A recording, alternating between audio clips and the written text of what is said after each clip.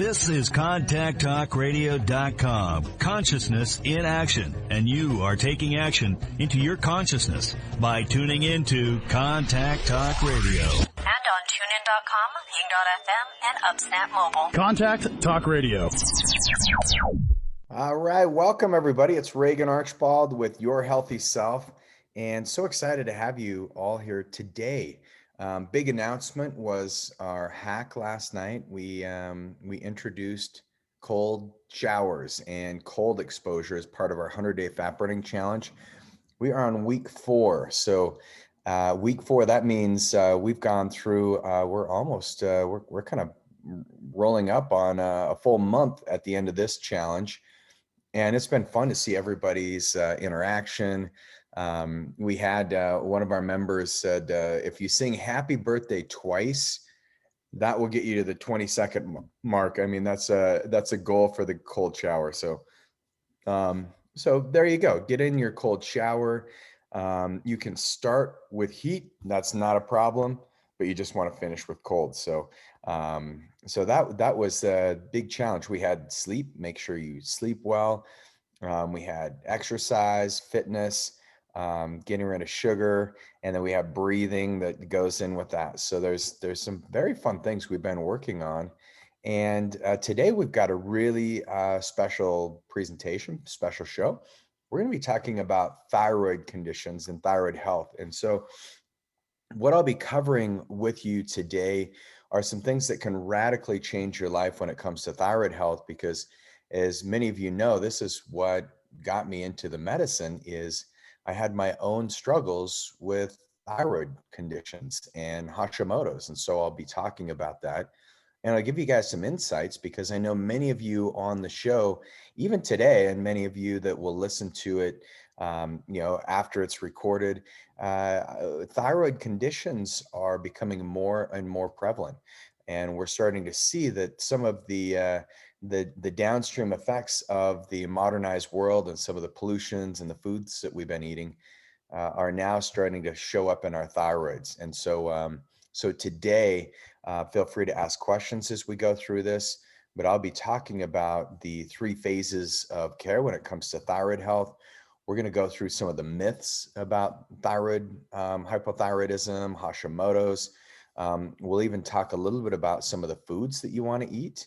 And we'll talk about how to make thyroid hormones with iodine and tyrosine, and then how to activate your thyroid hormones with selenium, iron, and zinc, and then how to move T3, which is the active thyroid hormone, into cells with fatty acids like omega-3 and DHA and EPA, and why the thyroid hormones are so darn important.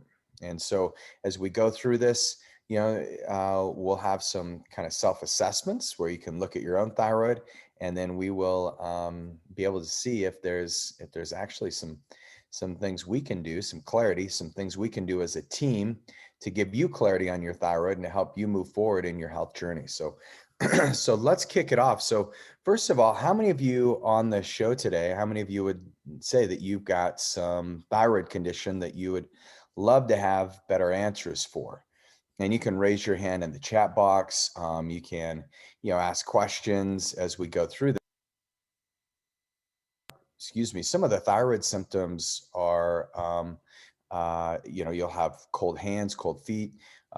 You can have issues with your hair. You can have swelling. We're going to talk about all of those. So let's jump in. So what I'm going to share with you are the 3 phases of care necessary to reclaiming thyroid health in 90 days. And so just a little bit about my background. You guys know me. I'm Regan Archibald. I'm the main producer and founder of Your Healthy Self with Regan, a podcast and show and webinar that's inspired thousands of people to transform their life and their health. I'm a thyroid expert. I'm a functional medicine practitioner, and I'm also a licensed acupuncturist. And so the things I'll be sharing with you today, once again, they go back to my origins of wanting to find better health for myself. And so my journey happened in my undergraduate work. I was at the University of Utah, and I noticed that my health started to decline significantly. I noticed I was kind of getting a little bit of like, it's just softness, pudginess, even though I hadn't changed my diet. My face started to become more swollen. I felt older. I would wake up in the morning very sore and stiff, and I would exercise and couldn't recover. And I just got frustrated. And suddenly my hair started thinning out, my eyebrows, they started thinning. And so I went and had my, just some basic blood work done. I went and spoke to a few doctors up at the U, and nobody had any solutions for me. And so finally I started doing some research on my own and found, naturopathic doctors look at things differently. And I was just studying pre-medicine, so I was very curious, and I ended up going to a naturopathic doctor who ran my labs. And I still remember when he said, "Hey, you got to look at this." And what we found is my thyroid peroxidase antibodies were elevated. They were up at 680. And so that was a big wake up call for me. And we'll be talking about TPO today and thyroid globulin antibodies. But as he looked at this, he said, "Look, there's only one way that I'm going to be able to work with you. And that's if you work with this acupuncture Tao Tan, this acupuncturist." And so I said, "Yeah, no problem. I don't know anything about acupuncture." So I read a book about it. I went to the library. Yes, that was pre-Google. So I went to the library and got a couple books on Chinese medicine, books on naturopathic medicine, and just started reading about it. And as I started my treatment plan, the first time I got acupuncture, I was so nervous. My hands were all sweaty. I did not know what was going to happen. And I happened to have back pain because Tao Tan does not speak great English. And so he's just like, I fix, what's your problem?" And so I said, "Oh, I got low back pain, some thyroid issues." He's like, "We take care of low back and thyroid." And then, needles went in. And then when I got up off the table, I could move better. My back felt better. And I said, "Wow, this is crazy." And so every time I'd go in, I just noticed that my vitality and my health just improved little bit by little bit by little bit. I started studying with Tao Tan, learning all about the medicine, and then went to Chinese medical school in Hawaii. It was an integrated medical school that only accepted 8 students a year. And so I was fortunate because I was actually able to get accepted. And it was such a gift to me because that's a school where it was funded and founded primarily by Earl Bakken. He was the inventor of the pacemaker. And so he was able to attract some of the best doctors in Western medicine from all over the world. Just renowned cardiologist, our gastrointestinal doctor was very fun to work with there. And then we had, as far as the Chinese medical side, I had a great mentorship with my Japanese teacher, Dr. Mayakawa. And you guys may not know this story, but in the Japanese culture, it's different than the American culture, because the Japanese culture, you don't just pay for education like you do in America. In America, you write the check and then here's all your assignments and your books and everything. Japanese culture, they don't, there was no money exchange. My teacher just said, "Hey, I'll teach you once I feel like you're sincere and that you are worth teaching." And so for the first 2 months, I just, cleaned up her porch, cleaned her clinic at the end of the day. And I just hoped that at some point she would accept me in as a student. And because I knew I could not master the medicine without a mentor.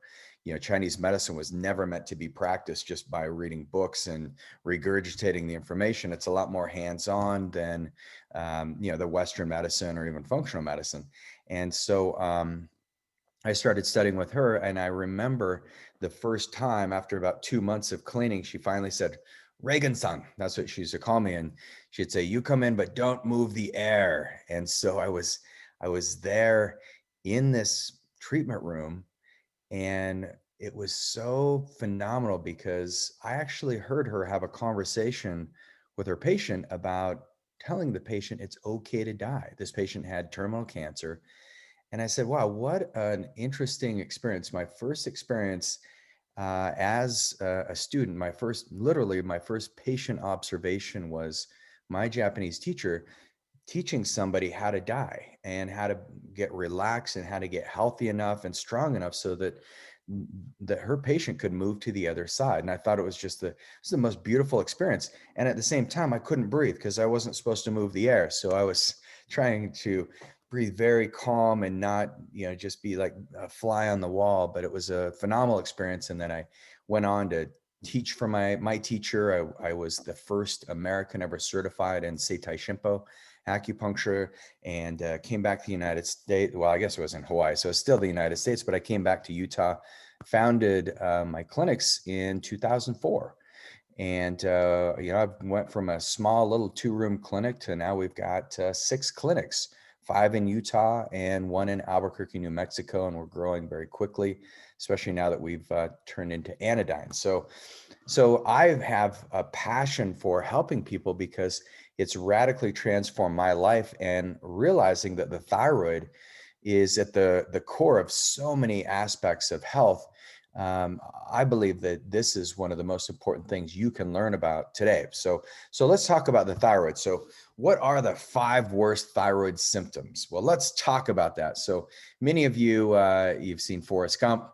And so here's, for those of you who are just listening, it says, when you're lost in the brain fog, but you know it was important, right? The worst thing for the thyroid symptoms is brain fog. So how many of you have ever experienced brain fog where you walk into a room and you're wondering, where are my keys? And why am I in this room?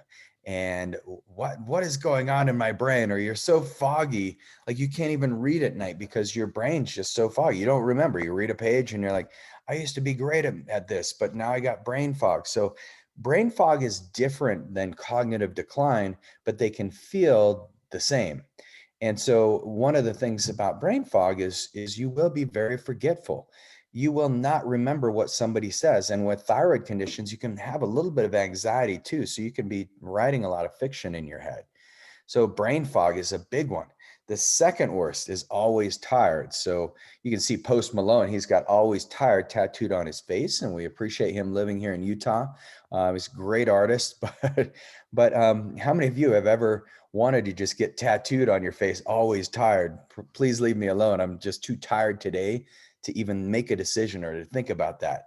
And so that's a big thing with hypothyroidism, is you're going to be tired because one of the big things about the thyroid hormone, the way that it works in the brain and the way that it works in the metabolism, is T3 is kind of like that charge. So when you plug in the Christmas lights and then they all light up. So T3 is essentially like putting Christmas lights in the mitochondria of your cell. It gives it a charge. It gives it the energy that it needs, essentially the gasoline to keep things burning. And so that's something that's really critical when it comes to your overall health. If you don't have good thyroid hormones, imagine trying to get your Christmas lights to start shining if you didn't plug them in. And so one of the big components of the thyroid is yes, it helps you reclaim your energy levels. And so if you love your couch, if you have the afternoon, like just incredible desire to always like, man, I got to lay down. It's between 1 and 3 in the afternoon. This in Chinese medicine, we call liver yin deficiency. But if you feel that like at that 1 in the afternoon, you have to take a nap, there's a good chance that you can have some significant thyroid issues.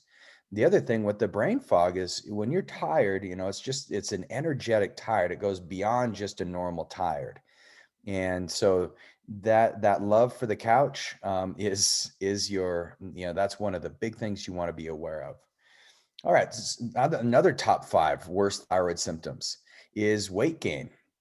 And how many of you have told, well, you just need to lose weight and exercise. That's why you're putting on weight. It's your fault. You've got a problem with putting your fork in your mouth, right? And so you're saying, no, it's not that, because I can tell you, I've had hundreds of patients who've come to me in tears because they've said, look, I can't lose weight no matter what. I'm eating an 800 calorie diet, a 1200 calorie diet. I've done it for months. I go to the gym almost 2 hours a day, and I cannot, my weight is so stubborn, it won't move. And that's one of the classic symptoms of thyroid. And she said, no, I go to my doctor. My doctor said my thyroid's normal. You're wrong, Regan. I said, well, we're going to run labs that actually will get to the root cause of this. And so if you have weight gain, and weight is in a thyroid condition is going to be pretty much everywhere. So you're going to notice that you put weight on your thighs, on your arms, maybe under your chin, in your belly. And it's weight that can be stubborn, and you can even have some pitting edema. So right now, if you're like, man, I think I've Reagan, this is me. I've gained a lot of weight and I don't know how to lose it. Well, one of the things you can do is go down to your ankle and squeeze it, and where your thumb squeezes, if you see a little indentation, that's called pitting edema, and there's a good chance it's from your thyroid, unless you have cardiovascular conditions, which we'd want to look at as well. So weight gain, that's a big one. So you can retain fluid and you can just feel kind of swollen all the time.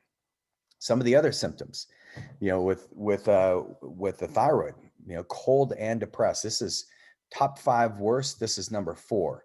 When you're depressed all the time and you're cold. And yes, I do have our hack this week. Our Health Accelerator Challenge is cold showers, cold baths, ice baths. And so if you have a thyroid condition, you're not going to love this. But one of the things that the cold does is it pushes epinephrine into your body and norepinephrine. And so it can actually help you combat that cortisol steal, because cortisol is the stress hormone that can start robbing you from thyroid hormone. And so by getting some cold exposure, you actually metabolize some of that cortisol so your thyroid can actually start working a little bit better. And some of the research has actually shown that you have an increase in thyroxine, which is the active thyroid hormone, after being in the cold. So if you take cold showers every day, or actually the study was done with people who tended to have cold exposure on a regular basis versus those who didn't, and they found that the ones who had cold exposure on a regular basis actually produced more thyroxine. So interestingly enough, even though you hate the cold, you can actually get cold exposure and do even better. And then depression is a big thing because in Utah, for example, we are the highest consumers per capita of antidepressants, and doctors are writing out prescriptions like crazy. But one of the issues is, I mentioned earlier, iodine and tyrosine are 2 of the main molecules that you make the thyroid hormone with.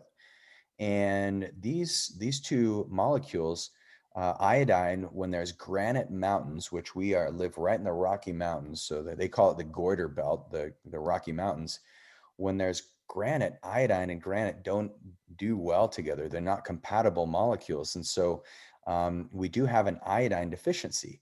And what can happen is that iodine deficiency can lead to a low performing thyroid, which can diminish your dopamine levels in your brain.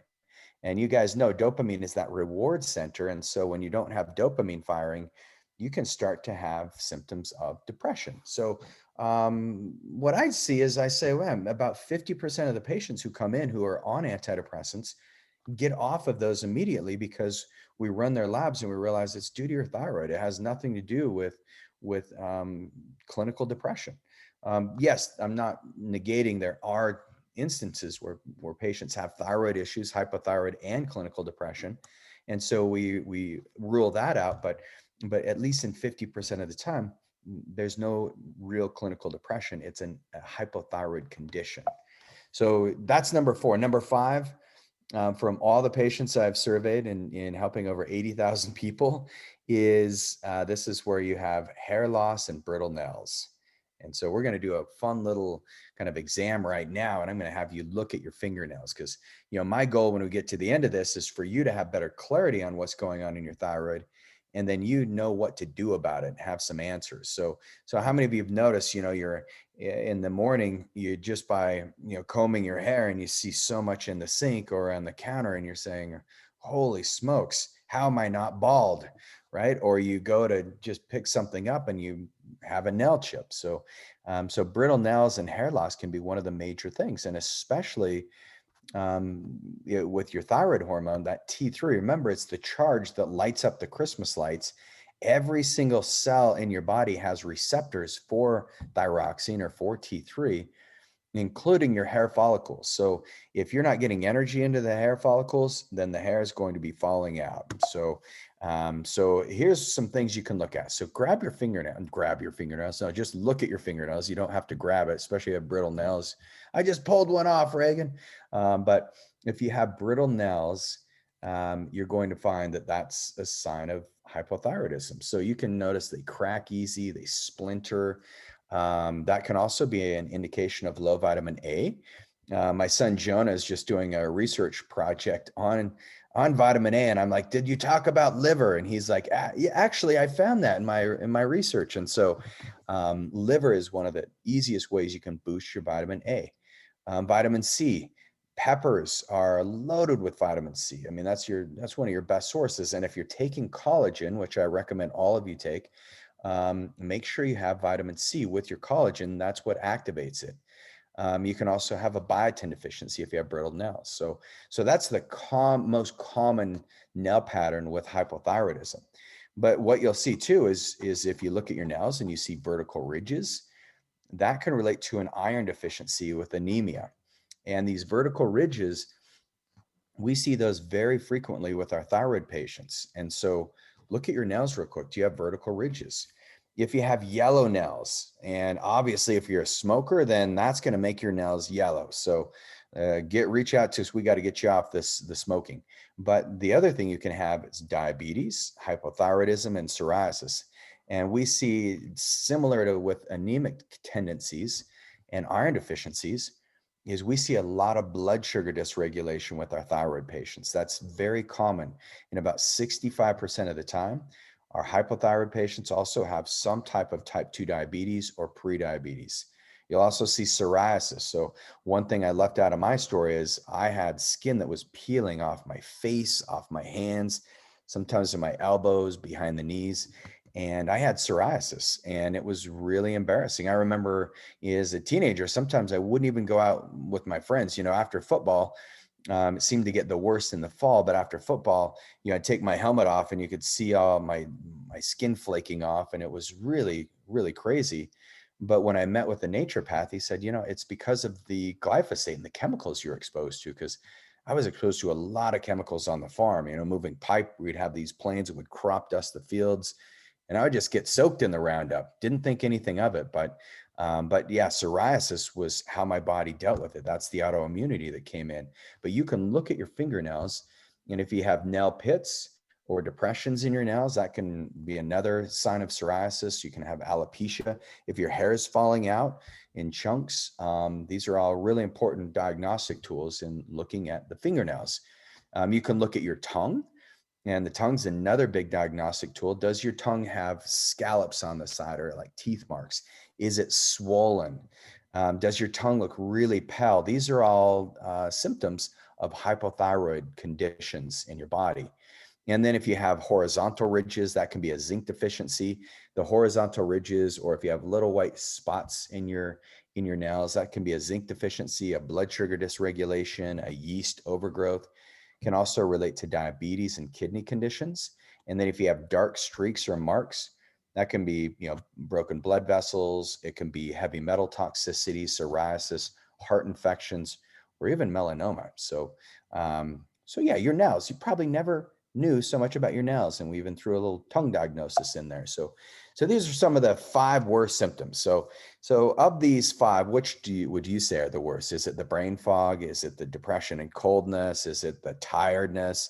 You're like Post Malone and always tired. Is it brittle nails? Which one of these 5 would you say? Or is it the weight gain? I mean, so thyroid conditions are very prevalent, and I don't think that we are looking at it in the right way. And so one of the things that I've tried to do for the last at least 10 years is educate people on thyroid conditions. And so, okay, a few of you are raising your hand on, yes, I think I've got, those are some of the worst conditions. So, all right, so here's what we know.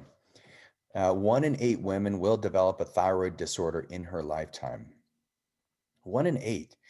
And that number is actually probably low, considering the way that doctors are diagnosing hypothyroid is still inaccurate. 20 million Americans are estimated to have a thyroid disorder, yet 60% will not know that they have the condition. Women are 5 to 8 times more likely to develop a thyroid condition than men. So I got to tell you, I see more and more of my male patients having hypothyroid than I ever have. So I think these numbers will change as time goes on. Usually the statistics are lagging a few years because it takes some time to gather the data. And so what we see, yeah. And some of you say, oh, weight gain and tiredness are the biggest thing with your thyroid. Got it. Yes. But, if you think about this, it's like, well, if this many Americans have hypothyroidism, 60% don't even know. So 20 million. And then there's another 60% on top of that. That turns out to be, over 30 million, about 35 million. That's a lot of us.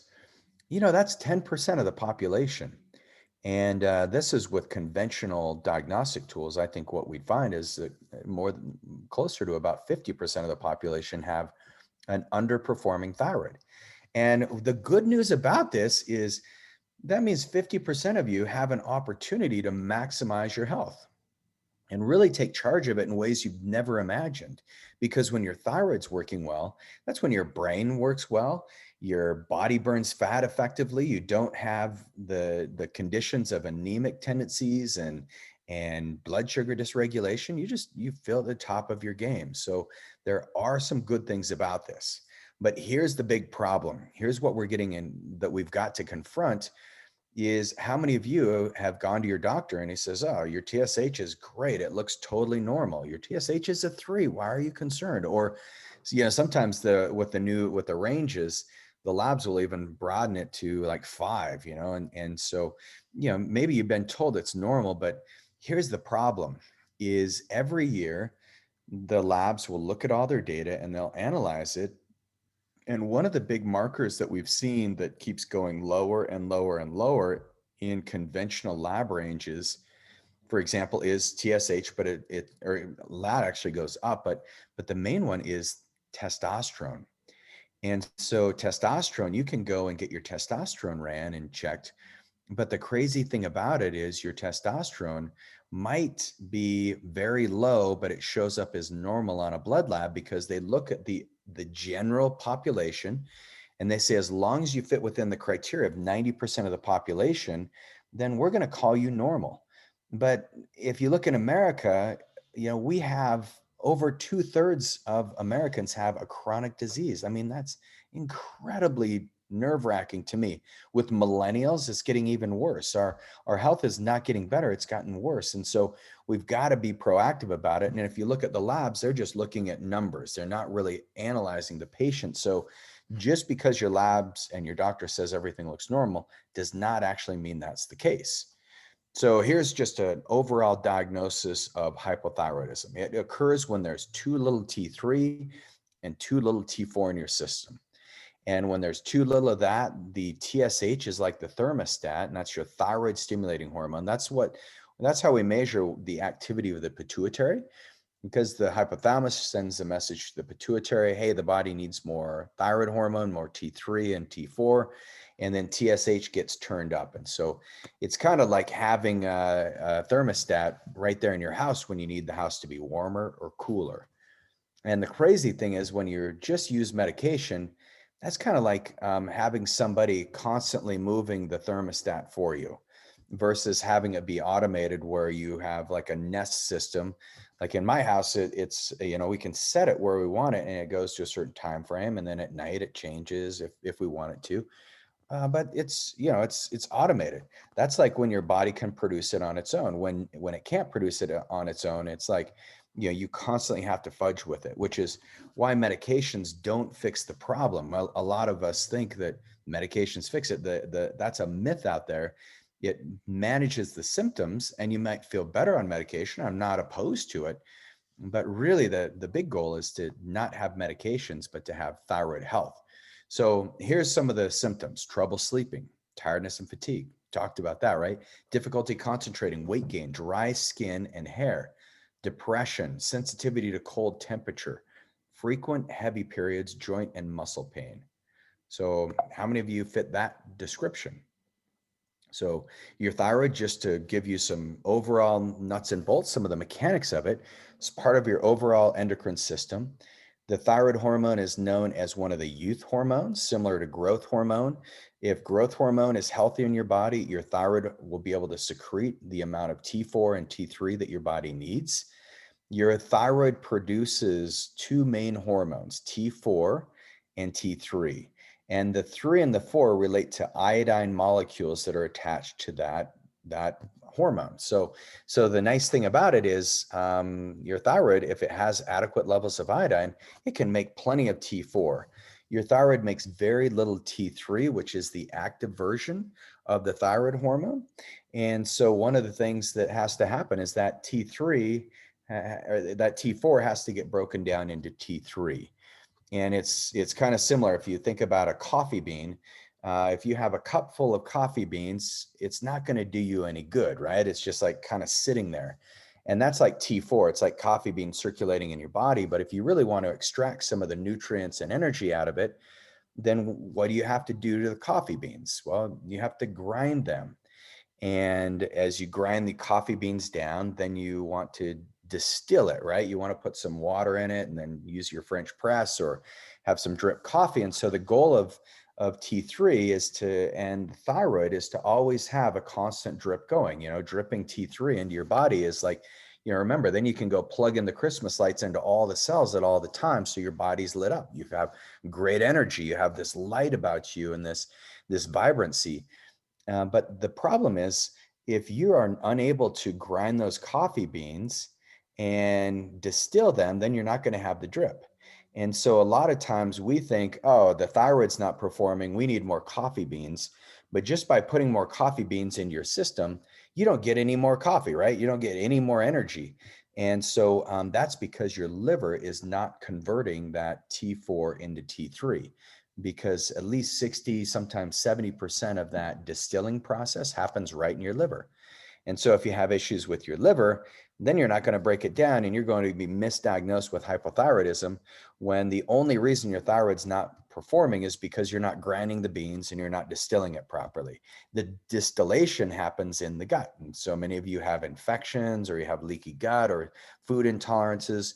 Those things can diminish that ability for your thyroid hormones to be activated. So that's some overall physiology. Here's what happens when you look at what your thyroid hormone regulates, because it's really interesting to me, but it regulates breathing, heart rate, central and peripheral nervous system function. So that means the stress, that's sympathetic and parasympathetic. That's why, how many of you have constipation, right? And you're like, I can't go to the bathroom well. And because you have thyroid issues, that's a big reason. The thyroid regulates body weight, it regulates muscle strength, menstrual cycles, body temperature, cholesterol levels, and metabolism. And so once again, it's like that Christmas light impact when you plug the cell into T3. When T3 comes in, the whole cell just lights up. The mitochondria just starts performing properly. It's just like jump starting your car, and you just feel amazing when you've got healthy thyroid hormones. And then you metabolize the food you're eating. It's like a pathway. It's like you need the light bulb, you need that spark to burn off the sugar and the proteins and the fats. But without the thyroid hormone, your pancreas doesn't function right, your liver doesn't function right. Even the thyroid hormone's responsible for peristalsis in the gut so that you can move the stool out. And what's interesting is the thyroid hormone regulates the stomach acids. And also there's this gland underneath your thyroid called the parathyroid, and that parathyroid gland regulates calcium. So if you want good calcium and phosphorus for bone density, you got to have a healthy thyroid, because the thyroid hormone triggers that. So it does so many different things in our bodies. And so often we just overlook the fact that it may not be the thyroid. It might be the distillation, in the gut. It might be an issue with your liver, not grinding the coffee bean. It might be an issue upstream where you've had a traumatic brain injury and your brain's not sending that signal to your thyroid. So there's a lot of things. It can also be stress, where your adrenal glands override everything that's going on, and that cortisol steals all the thyroid hormone away. So thyroid is very important if you have too much thyroid hormone. So you're like, oh, this sounds so great, Regan. I'm just going to go take a bath in thyroid hormone. I'm going to get it naturally compounded and do bioidentical. And I'll be like, that's great, but too much can be really dangerous and not fun. Too much, you can actually die because of a heart attack. So hyperthyroidism occurs when there's too much T3 and T4. Remember, hypo is too little, hyper is too much, or accelerated versus decelerated. And so some of the symptoms of too much can include anxiety, irritability, or moodiness. And I find this with too little thyroid hormone, where you just feel grouchy, right? You got just like kind of little edgy, and then when you're tired, you're just like, everyone seems stupid. It's just like it's not a good place to be in. A lot of negativity with the hypothyroidism or hyper. You can have weight loss, you can have nervousness, hyperactivity, sweating, or sensitivity to high temperatures. You can have hand trembling, hair loss, missed or light menstrual periods. All these things can come if there's too much. And so based on how your immune system's functioning, you can push the gas pedal too hard or slam on the brakes, and then your body doesn't function at all. And I've had one of my patients had been to 5 endocrinologists, and she said, look, all 5 of them have just tried to regulate my synthroid, and they've tried to put me on Cytomel, and they've tried to put me, if I get too high, and then they try to bring it down. Because a lot of you, if you have thyroid conditions that fluctuate, there's a good chance that you have some autoimmune condition that's driving it. And so that's an important thing to look at and to rule out, because that autoimmunity can be a very dangerous thing, because your thyroid gland's actually getting degraded. So your gland is being eaten and consumed and broken down by your immune system, because your immune system thinks the threat is in here in the thyroid. I'm going to start gobbling this thing up. And so you want to make sure that you take some pressure off of it by getting your immune system stable. That's why in phase 1, and I'll get into this, but in phase 1, we actually regulate the immune response. And because about 90% of all females who have thyroid conditions also have autoimmunity. So this patient who came to me, I asked her, I said, well, has anyone checked you for antibodies? She said, oh yeah, I have antibodies. I said, all right, how are you treating it? She said, we're just using thyroid hormone because my doctor said the treatment's the same, and it doesn't matter if, it's an autoimmune condition. And I said, all right, has your doctor talked to you about diet, no gluten, no sugar, no dairy? No, that hasn't come up. Okay, well, that might be an important thing. And what about traumatic brain injuries? Has anyone talked to you about that? Because she owned a martial arts studio.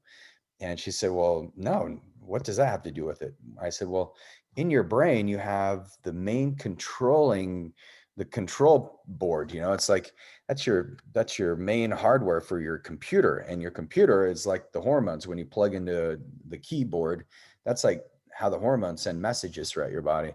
And if the mainframe gets injured and there's inflammation in your brain, especially from a traumatic brain injury, then that can start to affect the way that your brain is communicating with your thyroid, and you're going to produce too much thyroid hormone or too little, or it's going to go, it's like a swing, it's a pendulum. It goes one way, then the next.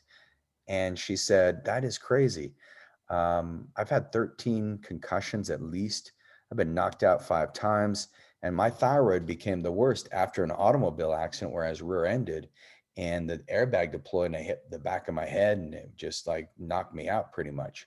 And so, yeah, that was a big component. So we started treating her traumatic brain injury, and we did some neuro testing and got her on some anti-inflammatory program for the brain, and she started doing so much better. She's off all thyroid medications now, and her eyes aren't feeling like they're bulging out of her head. So there's a lot that needs to be looked at when it comes to the thyroid. In a conventional medicine process, it's more disease oriented, it's doctor centered. What that means is that it's based on, hey, you have 15 minutes and we just want to get to a diagnosis as quickly as possible. Once there's a diagnosis, the treatment is a drug. There's not going to be health coaching. There's not going to be a lot of mentorship, not going to be a lot of dialogue around why it's there and what the cause might be. Everyone's treated pretty much the same. It's very specialized. And the diagnosis in many times is based on symptoms. So even if your labs are off, the doctor can't ascribe medical necessity unless you've got the symptoms. So it's the way your health insurance is set up, which is why when we work in our thyroid programs, your health insurance is not going to cover these types of programs, because it's only based on symptoms that match a disease pattern, and then you get a drug. And so I know many of you have been down that road. Functional medicine, however, it's patient-centered. It's program-based, so that we in our programs we use the 3-4-5 method, and that means everyone gets the right testing, the right treatments, and then the right mentorship or health coaching. And then we focus on removing the 4 triggers. So the triggers from, physical stress, emotional stress, chemical stress, and immune stress, because so many of you have Epstein-Barr virus that is also prevalent in about 80% of the thyroid patients we work with.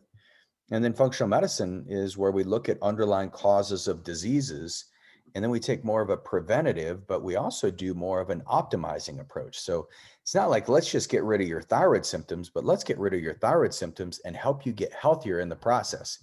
And that's why we take you through the hacks, the health accelerator challenges. Every Wednesday, we have a new challenge that we give you. That's how we do mentorship and coaching, but it's also how we help you optimize your own health. And so there's, 2 different paths you can take when it comes to thyroid health. So, in the conventional strategy, it's like, well, if your labs look good and your numbers look solid, then the treatment's working, right? And so your doctor will, pat herself on the back and say, everything's fine. But you're wondering, like, when is this going to start to work? Because it works for a couple of weeks and then it doesn't. So conventional medicine strategy is like, well, let's get you on more medication. And so we'll combine it all into one convenient dose. And then you got a pill that's the size of your head, right? And so unfortunately, we find that there's this condition called Polypharmacy Syndrome, which means if you're on 5 or more medications, you have 100% chance of having an adverse reaction to one or more of those medications. So we realized that just by taking the conventional medical strategy, you may end up on more medication, which is not always beneficial to you. And so what the functional medicine approach looks at is 3 primary phases of care. And if you miss any one of these phases of care, there's a really good chance that you're not going to get the results you're looking for, and you'll end up frustrated. You'll spend a lot of money because these services are out of pocket. You'll spend a lot of time. You'll go to the holistic doctors who will just say, well, all we got to do is this gut protocol. And then all we got to do is fix the hormones. And they send you in circles where there's not a path. There's not a path of progression. And so what we do is we work with our patients for 6 months, 12 months, 18 months, based on the severity of your labs. And then we can properly take you through every phase of care. And so phase 1 is removing the thyroid triggers. So these triggers would be, what are the physical triggers? Just like my patient who had the traumatic brain injury. What are the triggers that we need to remove there physically?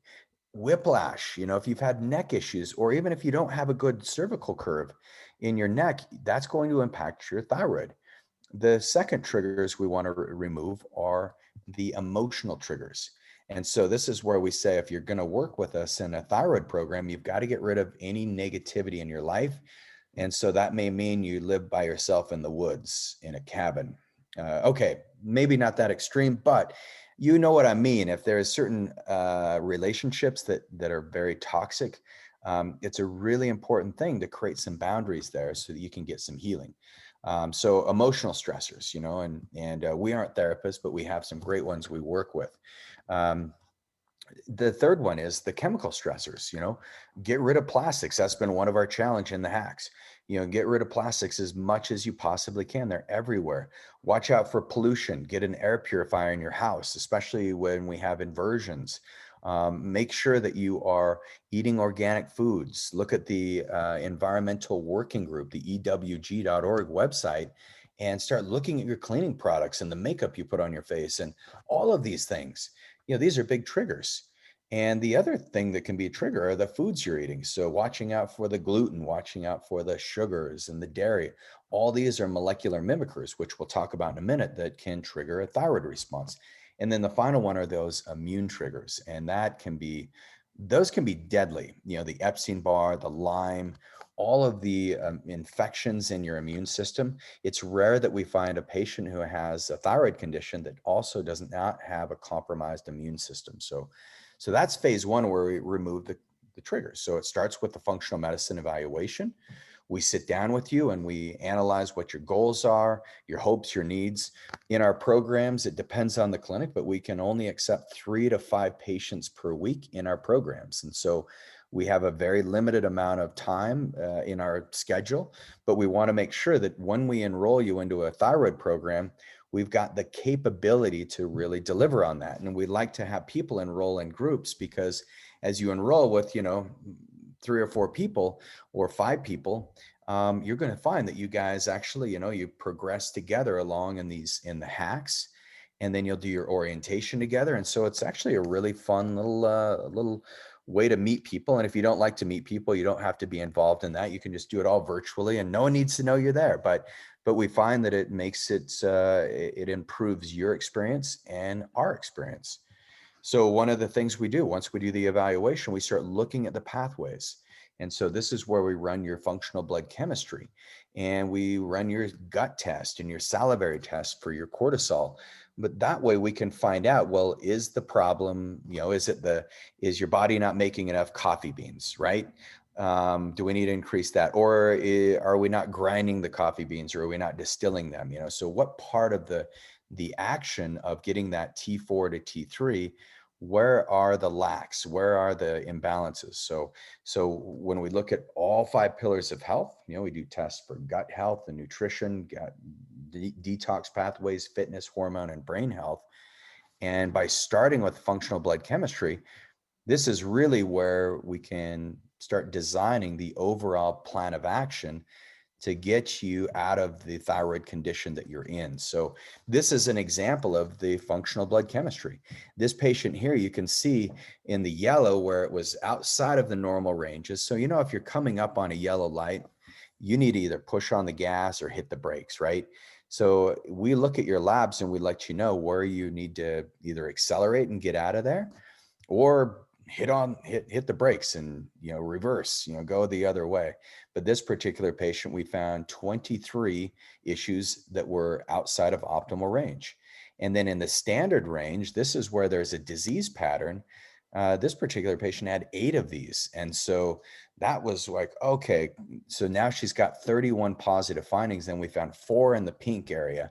And what the pink, we recognize that's more of an emergency or an alarm level. So we've got to focus on that right out of the gates as a priority. And so we found that there is a total of 35 positive findings.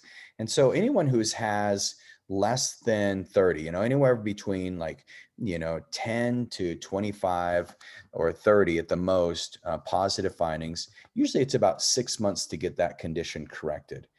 Anywhere from about 28 to 38 is going to take about a year to fully get this patient's systems resolved and get the cells active and get them receptive to the thyroid hormone again, get the brain producing it, the liver distilling it and grinding it. But anyone over that, over that kind of 35 to 38 range, closer to 40, it's going to take a year and a half. So when we put your program together, if we run your functional blood chemistry up front, which sometimes sometimes we'll take blood labs you've already had ran, and then we'll rerun our labs once we get you through phase 1. But these labs give us a very good parameter as far as what it's going to take to fully get your body taken care of. Then we use science-based nutrition. So we'll let you know, are you absorbing and getting enough vitamins? Are you getting enough fats in your diet? How's your hydration levels? What about your carbohydrates? A lot of my thyroid patients don't eat carbohydrates, and they don't realize that it's the carbohydrate that helps your body convert the T4 to T3 and create that active thyroid hormone. We look at minerals, are you getting enough minerals? Because remember, selenium, zinc, magnesium, copper, these are all really critical minerals for your thyroid. And then we look, are you getting enough protein? The other thing we want to look at is birth control. Birth control can really impact your thyroid health. And then the foods you're eating. So many of you, if you want to start right out of the gates, there's a study that they took thyroid patients and they had a certain amount avoid gluten. And they said, okay, avoid gluten for a month. They did a symptom survey, and 80% of the people who avoided gluten came back feeling better. Actually, it was 82%. And then they had another group and they said, okay, avoid dairy And so this group of hypothyroid patients avoided dairy, and casein is the protein in dairy that is the molecular mimicker. So our body mistakes gluten and mistakes casein, or that protein in dairy, as a threat. And so it looks like it's a pathogen. And so our immune system starts attacking and attacks the thyroid. But really what we found is that in this study, 78% of patients who avoided the casein also felt better, or the dairy. So these are some important triggers that we want to get rid of. Once we get rid of those things, we start looking at all the factors. Is there stress, trauma? Are you on a low carb diet, inflammation, toxins? All these things can affect, this reverse T3 and the T4, T3 conversion. Are you getting enough vitamin A? Are you getting enough exercise, enough zinc, enough selenium, enough B vitamins, enough tyrosine and iodine and iron? All these things are looked at. And then we look at heavy metals as well. And so, then we get you on the right nutrition, the right food pathway. We help you avoid some of those foods, not just the gluten and dairy, but even eating a lot of cruciferous vegetables, which you're probably saying, what do you mean, Reagan? That's not good for my thyroid. But there's actually goitrogens if you eat large amounts of, broccoli, cabbage, kale, soy, Brussels sprouts. Those can trigger an autoimmune reaction. And yes, they're very good for you, but you've got to cook them. And then we make sure you get off the refined products, anything artificial sweeteners, flavors. These things are very dangerous for your thyroid hormone. So these are some of those triggers there. And then even drinking water. Many of you don't want to hear this, but there's a study done, and they found that just by drinking tap water alone that did have fluoride in it, and by the way, almost every municipal source of water has fluoride in it. Fluoride is a molecule that competes with iodine, as does bromine.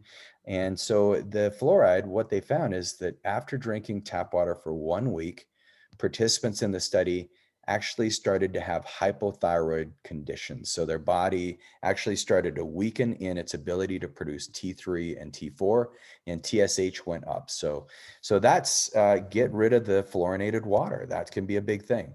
But once we've gotten rid of those triggers, that's when we move on to phase 2, which is repair the thyroid damage. And this is a really fun phase that can, phase 1 can take anywhere from 1 to 6 months, depending on how many triggers you've got. Phase 2 can be, once again, this can be, 1 to 3 months or 1 to 6 months, depending on how, damaged things are. But what we do is we assess where all the stressors are. We start correcting those things. We correct the body physically. We correct the liver's function. This is where a lot of the liver detox comes in once we've gotten some of the pathways opened up, and then we work on the immune system. We start working on the correct movement therapy, because exercising every day is one of the best things you can do for your thyroid. Not too much, but just enough. And then we also start introducing certain peptides. So some of the peptides in phase 1 are epitalin or thymosin alpha 1 or KPV. And these peptides help stabilize that immune function. But when we go into phase 2, this is where we use BPC 157, thymosin beta 4, and these are really powerful, especially if you've had autoimmune conditions. And so that's a really important thing, because thymosin beta 4, it reduces the amount of scar tissue, it's anti-inflammatory, and it's actually the first peptide that is stimulated when your body gets injured. And so many of you remember, over 90% of women who have hypothyroidism have an autoimmune condition, which means your tissues are being injured. And so thymosin beta 4 helps create better tissue healing and tissue response. And then we go on to phase 3, and this is the exciting phase, because once again, we're not just trying to get rid of symptoms. We do want to, remove the triggers, repair what's been damaged, and then we rebuild and regenerate the thyroid. And we do that with acupuncture, Chinese herbs. We do that with peptide therapy, which help stimulate the communication from cell to cell so that you're not dependent on hormones. And some of the growth hormones that we use peptides to stimulate growth hormone, because remember, growth hormone is one of the most powerful hormones that can help stabilize your thyroid function.